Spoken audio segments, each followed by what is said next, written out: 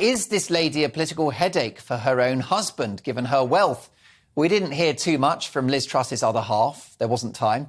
But Boris Johnson was dogged by rumours that his partner, Carrie, was dictating government policy, particularly in relation to the environment. So what is the correct role for a prime ministerial spouse?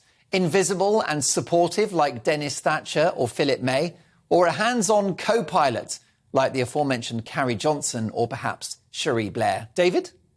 Well, I might take issue on the idea that Philip May was in any way dispassionate. This is a man who was deeply, deeply committed to the idea of Remain, and who we know that behind closed doors he made no secret of this.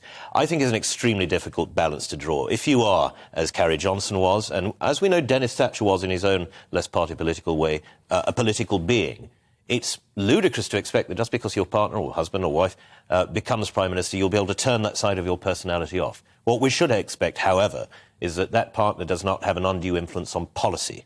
And I think this was the great problem with Carrie Johnson, is that whether it was true or not, there was an immense perception among the public and among the media that she was influencing policy, particularly on environmental affairs.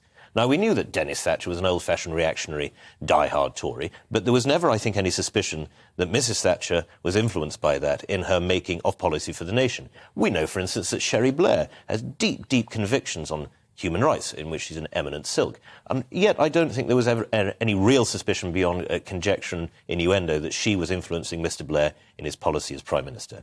So I must say I feel desperately sorry for Rishi Sunak's wife, because Ms Murthy is clearly a woman who dislikes the public glare and who would, if she could, vanish from it for the period of her husband's premiership. That being impossible, I think we have to give her the benefit of the doubt that she will be a dispassionate advisor and support, as any spouse is, to his or her husband or wife, given a role of this type.